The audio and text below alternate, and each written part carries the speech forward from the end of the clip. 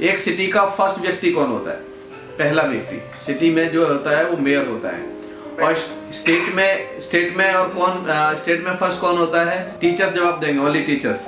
Governor, very good. किसने बताया है? कंट्री के अंदर सबसे फर्स्ट व्यक्ति कौन होता है? प्रेसिडेंट, यानी कि राष्ट्रपति, राइट। अच्छा, राष्ट्रपति से भी बढ़कर अगर है आपके नजर में तो कौन हो सकता है? राष्ट्रपति से भी बढ़कर अगर कोई हो तो?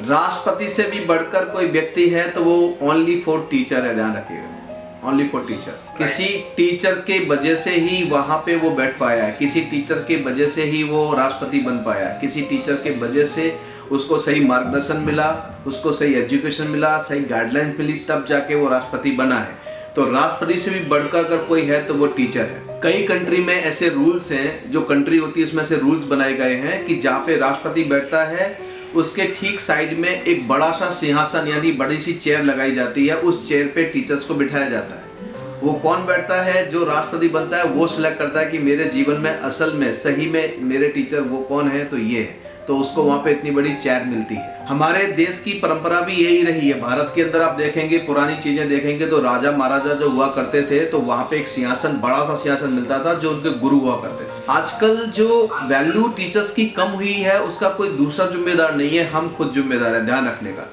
कोई भी चीजें अगर गलत हो रही है तो उसकी जिम्मेदारी हमें लेनी पड़ेगी, और सही चीजें अगर हमसे हो रही हैं तो बोल सकते हैं कि किसी और को हमें देना चाहिए।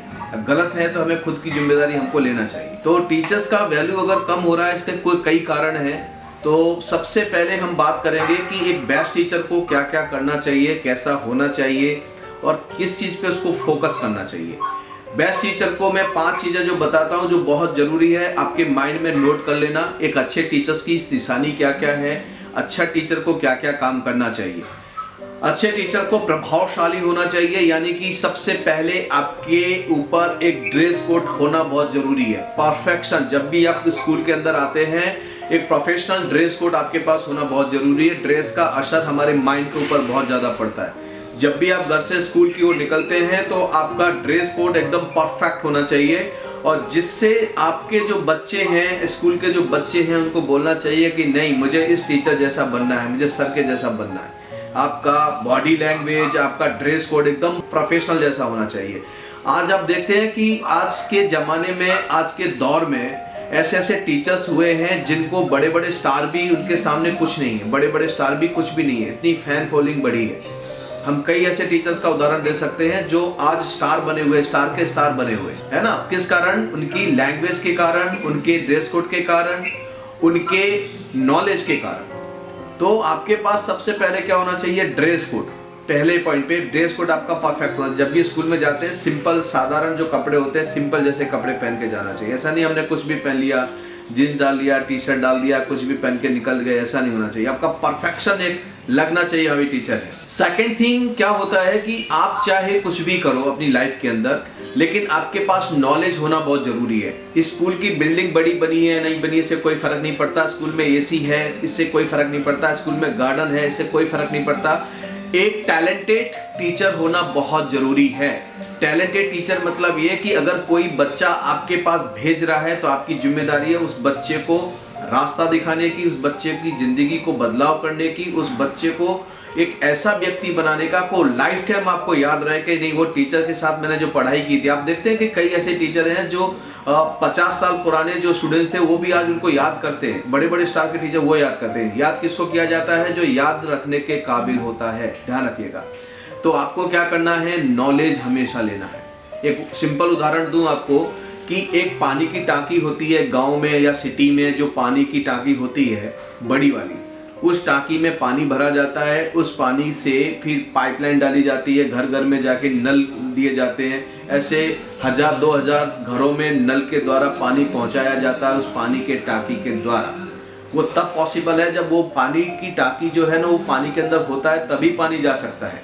अगर उस टांकी के अंदर पानी नहीं जाएगा तो किसी को पानी मिलेगा नहीं मिलेगा। तो टीचर्स उस पानी की टांकी की तरह है, उसको खाली कभी नहीं होना चाहिए, उसको हमेशा कुछ ना कुछ नॉलेज लेनी चाहिए। अगर सही में आप चाहते हैं कि अच्छे टीचर्स बने, कि जो भी यहाँ पे टीचर्स न्यू हैं, जिनको 15 दिन हुए हैं, 2 महीने हुए हैं, 8 महीने हुए, न्यू हैं एकदम, तो आपको शुक्रगुजार होना चाहिए स्कूल प्रशासन का आपको शुक्रगुजार होना चाहिए आपके प्रिंसिपल का, आपके डायरेक्टर साहब का कि उन्होंने एक मौका, एक अपॉर्चुनिटी आपको दी है कि आप एक अच्छे टीचर लाइन में जा सकें। तो आपको पूरी ईमानदारी से काम करना है, अपने आप को नॉलेज लेते रहना है। ऐसा नहीं कि मुझे किसी ने टीचर बोल दिया है, टीचर की पदवी मिल गई है, टीचर की पोस्ट मिल गई है, फिर मैं जैसे मर्जी रहूं, जैसे मर्जी करूं, वो नहीं होना चाहिए। टीचर्स बनना एक अलग बात है। टीचर्स को वो उसका जो दायित्व है, उसकी जो जिम्मेदारी है, उसकी जो ड्यूटी है, उसको पूरा करना बहुत अलग बात है। ध्यान रखिएगा, आपकी पहचान कुर्सी से नहीं होनी चाहिए। आप कुर्सी के चेयर पे बैठे हैं तो उससे पहचान नहीं होना चाहिए कि आप उस टीचर हो। बाकी आपकी वैल्यू आपकी पोस्ट की वजह से नहीं होना चाहिए, आपकी इंसानियत की वजह से होना चाहिए, आपके कर्म की वजह से होना चाहिए, आपके नेचर्स होते हैं उसकी वजह से उस कुर्सी की वैल्यू होनी चाहिए। ये ध्यान रखना है, थोड़ा सा समझना है। बहुत लोग जैसे कलेक्टर बन जाते हैं ना, तो वो कलेक्टर बन गया इसलिए उसकी वैल्यू हो रही है, इसमें कोई बड़ी बात नहीं है। लेकिन वो कलेक्टर है, उसका नेचर ऐसा है, तो उस कलेक्टर की वैल्यू होनी चाहिए, यानी कि उस पोस्ट की वैल्यू होनी चाहिए। ऐसा आपके अंदर बदलाव होना बहुत जरूरी है। तो आपको क्या करना है, ईमानदारी से हर रोज कम से कम 1 घंटा 1.5 घंटा अपने आप को देना है। आज के दौर में बहुत सारे साधन हैं, यूट्यूब है, फेसबुक है, बहुत सारे सोशल मीडिया हैं जहां से आप हर तरह का नॉलेज रख सकते हैं। कई बच्चे आपकी बात नहीं मानते, कई बच्चे बाद में आपका मजाक उड़ाते हैं। उसका कारण एक ही है कि आजकल जो बच्चे हैं बहुत टैलेंटेड बच्चे हैं। जब भी वो कुछ ना कुछ आपसे सवाल करते हैं, आप उन सवालों को गोल मटोल घुमा देते हो, उनको गुस्सा करके भगा देते हो, तो वो बच्चा कभी भी लाइफ में आपकी रिस्पेक्ट नहीं करेगा। उनको लगता है कि मेरे टीचर्स को कुछ नहीं आता है। इसीलिए जब भी कोई बच्चा सवाल पूछता है तो आपके पास वो उस सवाल का जवाब होना बहुत ज़रूरी है। यही जिम्मेदारी सबसे बड़ी टीचर्स की है, आपके पास ये होना बहुत ज़रूरी है। तीसरी अगर मैं बात करूं टीचर्स का होना क्या ज़रूरी है, टीचर्स को हमेशा अपने जो वर्क है, अपना जो काम है, उसको लव करना चाहिए, उसकी वैल्यू करनी चाहिए, है ना। आप एक टीचर हैं, आपको गर्व होना चाहिए, आपको प्राउड होना चाहिए, है ना, कि मैं एक टीचर हूँ। आपको खुद को प्राउड होगा ना तो उसकी वैल्यू बढ़ेगी।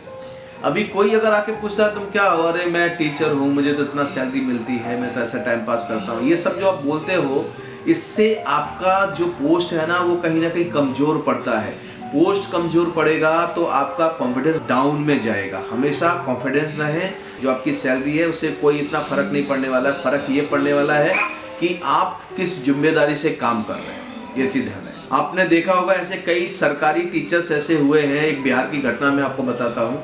एक टीचर जो इंग्लिश पढ़ाता था सरकारी स्कूल में, और कुछ समय के बाद पता चला कि उसका दूसरे स्टेट में उसको ट्रांसफर कर दिया गया। उसको लेटर थमा दिया गया कि अभी ये स्टेट से आप दूसरे स्टेट में जाएंगे। तो आप यकीन नहीं कर सकते, जब भी ये लेटर आया, जब बच्चों को पता चला, जब पेरेंट्स को पता चला, पूरे स्कूल के बच्चे जब उनका जाने का समय हुआ तो रोड पे लेट गए थे और ये उन्होंने कहा था कि हम टीचर्स को नहीं जाने देंगे। सारे बच्चे रो रहे थे, सारे पेरेंट्स रो रहे थे।